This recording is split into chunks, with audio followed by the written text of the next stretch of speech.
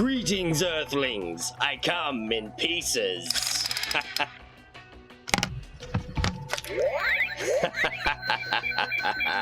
It's me, Moed Glab Glab Glab. Moed Gabble Glab. Moed Glabo Glab. I don't know, I typed Old Pal Collector into an alien name generator and that's what I got. And no, it's not this Gab Gloab. I am the Glob Glo Gab Galab, the Schwabble Double Wobble Gabble Flibber Blabber Blab. I'm full of Schwibble Glibber kind. I am the yeast of thoughts and mind. Schwabble Double Glibber Glabber Schwibble Schwab Glab. Dibble Double Schwibble Schwabble Glibber Glab Schwab. That is the scariest thing that's ever been on this show. Now, if you didn't know, today is World UFO Day, hence the, And so I've gallivanted across galaxies of ghastly grimoires in search of a spectacular sci-fi tale for you all. And I found one, in even more tales to give you goosebumps, which was written by R.L. Stine, obviously, and was published in 1996 by Scholastic. It's the third in a series of 6 tomes of terror, with each containing 10 spooky tales. And now sit back, put on your tinfoil hats, and enjoy Aliens in the Garden.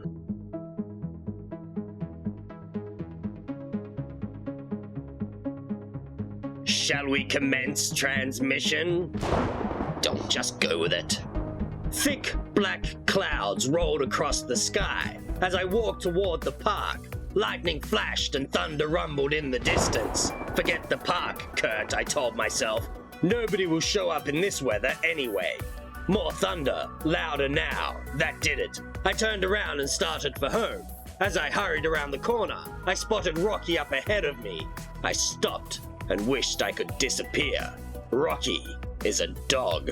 A mean, vicious dog with ratty brown fur, sharp yellow fangs, and killer eyes. I held my breath and crossed my fingers that he wouldn't come any closer. And I got lucky. Rocky sniffed in the gutter for a couple of seconds, then trotted away. I let my breath out in a big whoosh. Yo, creepo! A voice roared from behind me. I sucked in my breath again. I should have known, I mumbled. Wherever Rocky goes, Flip won't be far behind. Slowly, I turned around and faced him. Flip is Rocky's owner. Ooh, what a good name.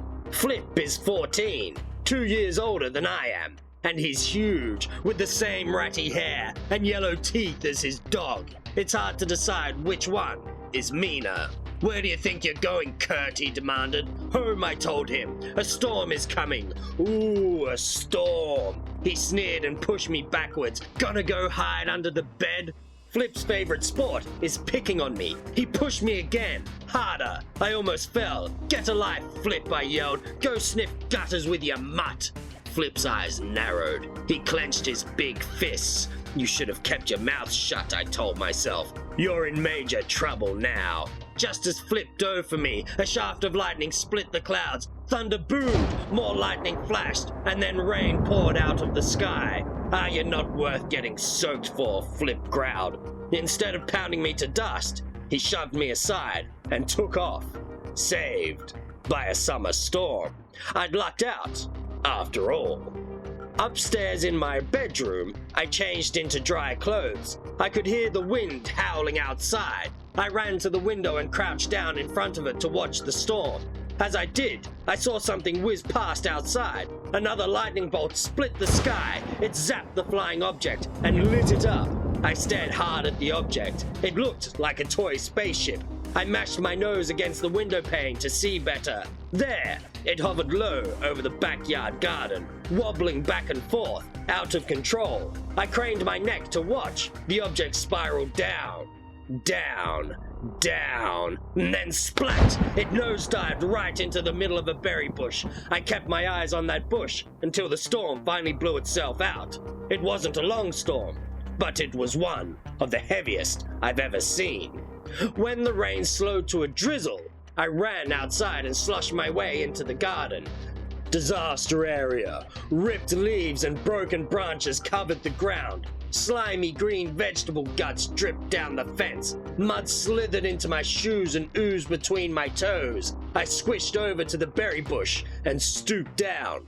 Blood red juice splattered onto my fingers as I pried some branches apart. There sat the object, stuck nose first into the ground under the bush. Wisps of hissing steam rose up from it. I cautiously reached down and touched it. Warm, but not too hot. The mud made a sucking sound as I tugged it loose. I wiped the object on my shirt and stared at it.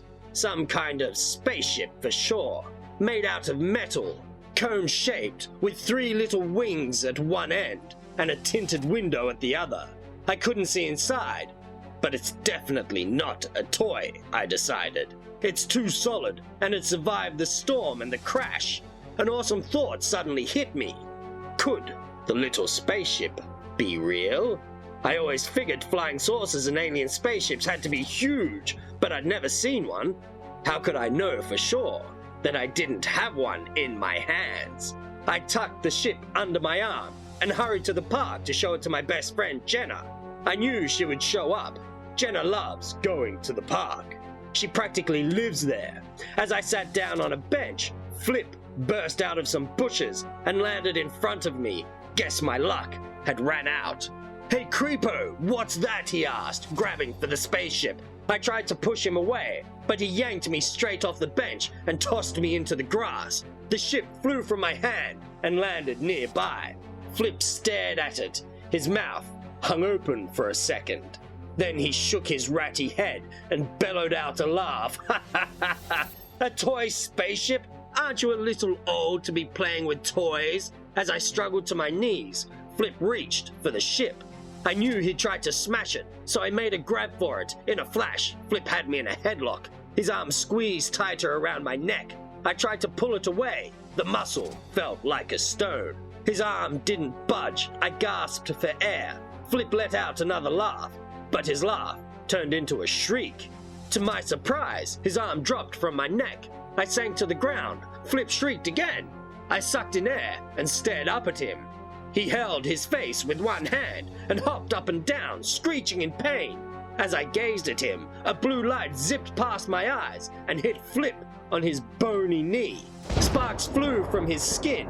He roared and dropped to the ground. Then he rolled over, leaped up, and ran off. Saved again, I thought. But by what? Where did that blue light come from? I sat up and glanced around and gasped. On the ground, near the ship, stood 3 small aliens. Aliens? You're seeing things, Kurt, I told myself. Flip's chokehold cut off your air and messed up your brain. I glanced away, shook my head to clear it, blinked hard and rubbed my eyes. Slowly I glanced back at the ground. The aliens still stood there, not much taller than the grass. They wore puffy silver suits and round white helmets with shaded visors. Whoa! Not only had a real spaceship crashed into the garden, but it had real aliens in it. Awesome! I stared hard and saw that each alien clutched a tiny gun in its hand. Ray guns that shot a painful blue light. I'm toast now, I thought, jumping to my feet. But instead of zapping me, the aliens shoved the guns into their suits. They tilted their heads way back and gazed up at me. I crouched down on my hands and knees. I stuck my face real close to one of the aliens and squinted into its visor. A weird face with bright red hair growing all over it, beady little eyes, a button nose, and a smile on its tiny mouth. I heard a faint squeaking sound.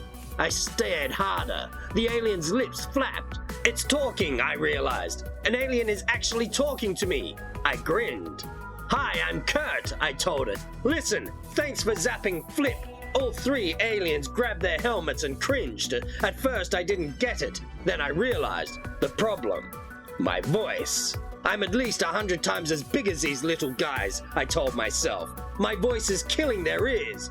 "Flip is a total bully," I whispered. "I really owe you one. I mean, you saved my life." I peered at the first alien again. It just shook its head and shrugged. It couldn't understand a word I said. "Hey Kurt, what are you doing?" a voice called out from behind me. My friend Jenna's voice. The alien stood still as she dropped onto the ground beside me. Jenna gazed at the aliens. Then she slowly glanced at me. "Please tell me you're not playing with dolls, Kurt." "They're not dolls," I whispered. "They're aliens." "Alien what?" Aliens, I told her. "From outer space." She rolled her eyes. "Give me a break." "Keep your voice down," I whispered. "It hurts their ears." "You're kidding, right?" Jenna glanced at the aliens. "Hello down there," she cried. The aliens grabbed their heads and cringed again. Jenna gasped. Her green eyes grew huge. "Kurt," she whispered, "please tell me you've got a remote control somewhere." I pulled the pockets of my shorts inside out. "No remote, Jenna." "This is unreal," she murmured. But I could tell she believed me now. "How did they get here?" I pointed to the ship. "The storm knocked it out of the sky into my garden." "Wow," Jenna gazed at the aliens. "I never thought I'd see anything like this. I mean, there's actually life on another planet somewhere." She bent lower and squinted closely at the first alien. "Don't make any sudden moves," I warned. "It's got a mean ray gun. They all do. Flip tried to choke me and they zapped him." Jenna grinned. "If they zapped Flip, they're definitely good guys." She inspected the alien again. "I wonder where they're from." "I don't know, but I bet they want to go home," I told her. "Well, after meeting Flip, who wouldn't?" Jenna muttered. "Can the ship still fly?" Before I could answer, the alien suddenly stiffened. I glanced up. "Uh-oh, Flip's back," I warned, and he brought Drake along for company. Flip and his cousin Drake were tearing along the path toward the bench. Drake carried a bat. With a wild laugh, Flip vaulted the bench and landed near the spaceship. The aliens scattered. "Ready for some fun?" Flip roared to Drake. Drake snickered. "Leave them alone," I shouted. Flip laughed again. "Hey, creepo, didn't your mother ever teach you to share your toys?" Two of the aliens scurried off in opposite directions. Drake darted after one of them, whacking his bat on the ground and laughing. "Cut it out," Jenna cried. She chased after Drake. I spotted the third alien running for the ship. It tripped over a twig and fell on its face. Flip snatched it up in his fat hand. "Your dog meat," he snarled at it. He pinned the alien's arms to its sides and began to squeeze. "He'll squash it," I thought. They saved me. Now it was my turn to save them. I made a desperate leap. I crashed against Flip's knees, knocking him to the ground. The alien popped from his hand and tumbled end over end through the air. I stretched my arms out as far as I could and caught it inches from the ground. It struggled to its feet on my palm. "Kurt's got one," Flip shouted to Drake, scrambling up. "Forget the others. Get Kurt." Drake and Flip charged at me. Jenna jumped on Flip's back, but he shook her off easily. I slipped the alien into the pocket of my shorts and ran. I dashed along the path, scuttled through some bushes and into a clearing. As I sprinted up a grassy hill, I heard Flip and Drake crashing through the bushes after me. I put on more speed and charged down the other side of the hill. Then I doubled back. Gasping for breath, I crawled through the bushes again. At the edge of the path, I peeked out and froze.